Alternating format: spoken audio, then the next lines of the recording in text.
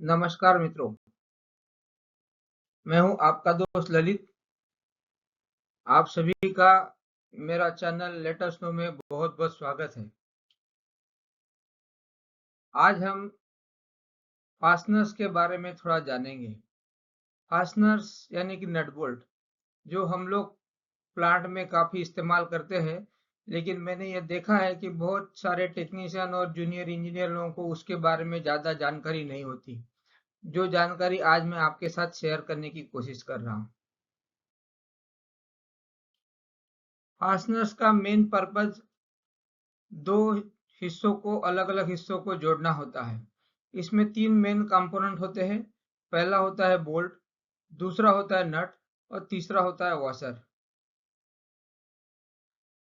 अभी हम थोड़ा सा बोल्ट का टर्मिनोलॉजी क्या होता है, बोल्ट क्या-क्या हिस्सों से बना होता है वो देखेंगे। बोल्ट जो बनते हैं वो एक स्टैंडर्ड के हिसाब से बनते हैं, जिसको कि हम लोग ISO 4017 स्टैंडर्ड कहते हैं। उसमें बोल्ट के सारे डायमेंशंस के बारे में डिटेल में विस्तार पूर्वक दिया जाता है।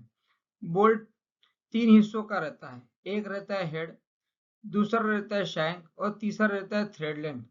जो हम लोग बोल्ट इस्तेमाल करते हैं तो उस समय जो लंबाई के बारे में बात करते हैं, जैसे कि M16/100, तो ये 100 जो है ये हेड के नीचे का जो हिस्सा होता है उसकी लंबाई होती है। ज्यादातर हम लोग या तो फुल थ्रेड बोल्ट या हाफ थ्रेड बोल्ट का इस्तेमाल करते हैं। अभी हम लोग थोड़ा थ्रेड की टर्मिनोलॉजी को समझेंगे। थ्रेड में अभी आप ये डायग्राम में देख रहे हैं कि एक मेजर डाया दिया हुआ है। ये इसको पोर्शन को बोलते हैं क्रेस्ट, ये पोर्शन को बोलते हैं रूट। दो क्रेस्ट के को अगर वर्नियर कैलिपर से नापते हैं तो वो आता है मेजर डाया। दो रूट को अगर हम लोग वर्नियर कैलिपर से नापते हैं तो वो आता है माइनर डाया। और ये मेजर डाया और माइनर डाया का जो मीन रहता है उसको बोलते हैं पीच डाया। दो थ्रेड के बीच का जो एंगल होता है उसको बोला जाता है थ्रेड एंगल। ज्यादातर हम लोग जो बोल्ट यूज करते हैं वो उसका थ्रेड एंगल 60 डिग्री होता है। A thread angle between the two threads typically measured in degree, which is influence the thread strength and fit. तो ये कॉमनली जो थ्रेड यूज होते हैं उसमें आइसोमेट्रिक जो थ्रेड होते हैं उसका 60 डिग्री एंगल रहता है। जो ब्रिटिश विथवर्ड थ्रेड रहते हैं जो कि अपन इन सीरीज के बोल्ट बोलते हैं उसका 55 डिग्री रहता है। जो एक्मे थ्रेड रहते हैं उसका 29 डिग्री एंगल रहता है। जो बटरेस थ्रेड रहते हैं उसका 30 डिग्री एंगल रहता है। ये फिगर में हम लोग अलग-अलग टाइप के थ्रेड देख रहे हैं। ये एक्मे थ्रेड है। ये ज्यादातर लेथ वगैरह के लीड स्क्रू में यूज किए जाते हैं। ये अपना नॉर्मल मेट्रिक और विथवर्ड थ्रेड है जो हम लोग नट बोल्ट के लिए इस्तेमाल किए जाते हैं। ये एक्मे थ्रेड, ये बटरेस थ्रेड और स्क्वायर थ्रेड है जो ज्यादातर स्क्रू जैक वगैरह में इस्तेमाल किए जाते हैं। बोल्ट जो होते हैं वो अलग-अलग ग्रेड्स के बनते हैं, उसका अलग-अलग इस्तेमाल होता है, उसी हिसाब से वो डिजाइन किया जाता है। ग्रेड 5 to 8 या 8.8 ये जो ग्रेड के बोल्ट रहते हैं ये जनरल पर्पस बोल्ट रहते हैं और इसका जो मटेरियल ऑफ कंस्ट्रक्शन रहता है वो कार्बन स्टील रहता है। 8.8 ऑनवर्ड्स जो बोल्ट बनते हैं जैसे कि 10.9, 12.9 ये ग्रेड अलॉय स्टील से बनते हैं।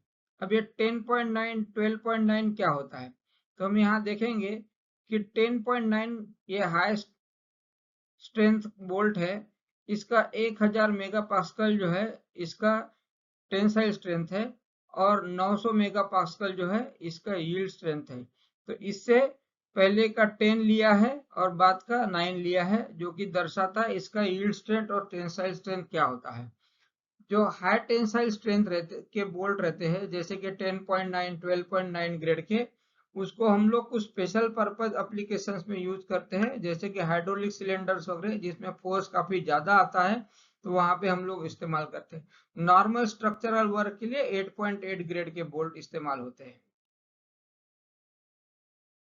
कुछ कुछ बोल्ट ऐसे होते हैं कि जिसमें ये ग्रेड जो है उसके ऊपर एम्बॉस नहीं रहता, कुछ अलग चिन्ह दिया रहता है, तो उससे भी पहचानना पड़ता है। ये हम लोग चार्ट में देख रहे हैं कि एक प्लेन हेड का बोल्ट है जो कि ग्रेड 1 या ग्रेड 2 कैटेगरी का बोल्ट, लो कार्बन स्टील का बोल्ट है जो जनरल पर्पज में इस्तेमाल होता है। दूसरे में देख रहे हैं कि उसके ऊपर 3 लकीरें बनी हुई है, वो ग्रेड 5 कैटेगरी का बोल्ट है, वो medium carbon steel quench and tempered quality का बोल्ट रहता है। तीसरे में देख रहे हैं कि हम लोग उसमें उसका ग्रेड भी मेंशन किया है, ASTM 8325, ये भी मीडियम कार्बन स्टील का बोल्ट है। चौथे में देख रहे हैं कि 6 लकीरें बनी हुई है, ये ग्रेड 8 का है, ये भी मीडियम कार्बन स्टील या अलॉय स्टील का बोल्ट है। तो ऐसे अलग अलग चिन्हों से भी उसका ग्रेड कभी कभी दर्शाया रहता है। ये डिफरेंट टाइप्स ऑफ बोल्ट हम लोग अभी देख रहे हैं।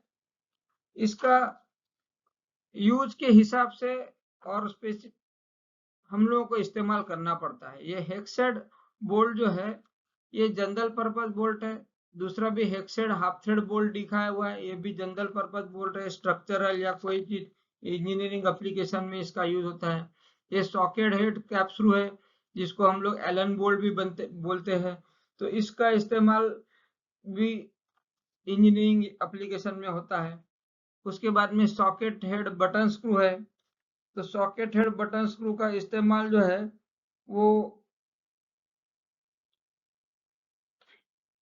भी इंजीनियरिंग एप्लीकेशन में होता है। Socket head flange button screw जो है ये ऑटोमोबाइल में इस्तेमाल होता है।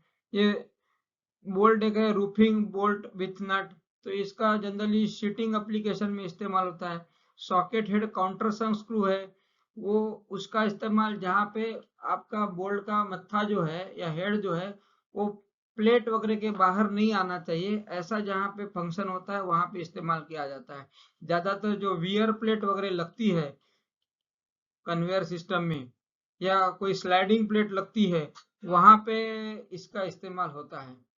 ये कप स्क्वायर बोल्ट है, ये कप स्क्वायर बोल्ट का जो इस्तेमाल है वो वुडन एप्लीकेशन में होता है, ताकि एक बार वो अंदर वुड में जाने के बाद बोल्ट घूमना नहीं चाहिए, इसलिए हेड के नीचे में जो है एक स्क्वायर मत्था दिया जाता है। एक काउंटर संक स्लॉट मशीन बोल्ट भी जैसे सॉकेट हेड काउंटर संक स्क्रू है उसी फंक्शन का रहता है। हेक्सेड फ्लैंज बोल्ट है, ये भी ऑटोमोबाइल में यूज किया जाता है। प्लेन स्लॉटेड बोल्ट जो है उसके बाद में ये अलग अलग इस्तेमाल करने के लिए अलग अलग टाइप के बोल्ट दिए गए जाते हैं। ये विस्तार पूर्वक यहाँ पे उनका कहाँ कौन से बोल्ट इस्तेमाल होते हैं दिया गया है। अभी हम लोग देखेंगे नट। जो भी नट रहते हैं वो नट जो बनते हैं वो IS 8673 स्टैंडर्ड से बनते हैं। अलग अलग फंक्शन के लिए अलग अलग नट बनते हैं। ये हम लोग देख रहे हैं हेक्स नट है, एक हेवी ड्यूटी हेक्स नट है। हेवी ड्यूटी हेक्स नट में क्या है, नंबर ऑफ थ्रेड ज्यादा रहते हैं तो उसका पकड़ बोल्ट के ऊपर ज्यादा रहता है। ये नायलॉक इंसर्ट नट जो है वो क्या करता है, इसमें का नायलॉन वॉशर जो थ्रेड को लॉक कर देता है, हाई वाइब्रेशन में नट को खुलने नहीं देता। ये जाम नट है, जहाँ पे हम लोगों को डबल लगाना है नट तो वहां पे जाम नट का इस्तेमाल या चेक नट करके भी बोलते हैं इसको, इसका इस्तेमाल किया जाता है। ये भी नायलॉक इंसर्ट नट है, ये भी आप हाई वाइब्रेशन जहाँ पे है वहां पे लगाया जा सकता है ताकि बोल्ट आसानी से खुले नहीं। ये कैसल नट दिया हुआ है, इसमें बोल्ट में होल किया रहता है, उसमें स्प्लिट पिन डाल के फैलाई जाती है। ये स्क्वायर नट रूफिंग के लिए इस्तेमाल किया जाता है। ये कैप नट या एक्रोन नट जो है ये जहाँ पे ब्यूटिफिकेशन करना है, जहाँ पे आपका बोल्ट का थ्रेड दिखना नहीं चाहिए ऐसी जगह रहती है वहां पे इसका इस्तेमाल किया जाता है।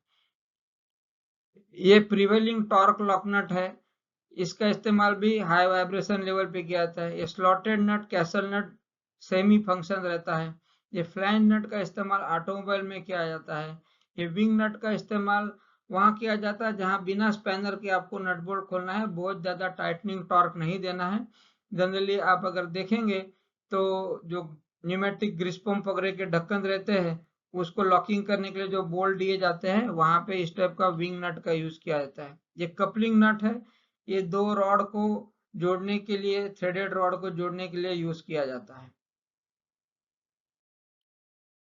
यहाँ पे विस्तार पूर्वक दिया है कौन सा नट कहाँ इस्तेमाल किया जाता है।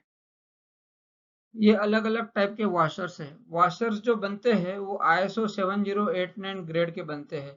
वो फंक्शन के हिसाब से वो अलग अलग वॉशर जो है वो बनते हैं। Flat washer, Flander washer, finishing washer, split washer, जिसको कि हम लोग स्प्रिंग वॉशर भी बोलते हैं। तो ये जो है जहाँ पे हमको थ्रेड लूज नहीं होना चाहिए, या फिर काउंटर संक के लिए काउंटर संक वॉशर। ये शोल्डर वॉशर वहां पे यूज होता है जहाँ पे कुछ इंसुलेशन करना है, तो वहां पे शोल्डर वॉशर यूज होता है। ये अलग अलग फंक्शन है वॉशर के। तो मित्रों, आपको ये वीडियो कैसा लगा? अगर अच्छा लगा होगा तो लाइक कीजिए, और आने वाले वीडियोस के लिए मेरा चैनल को सब्सक्राइब कीजिए। धन्यवाद।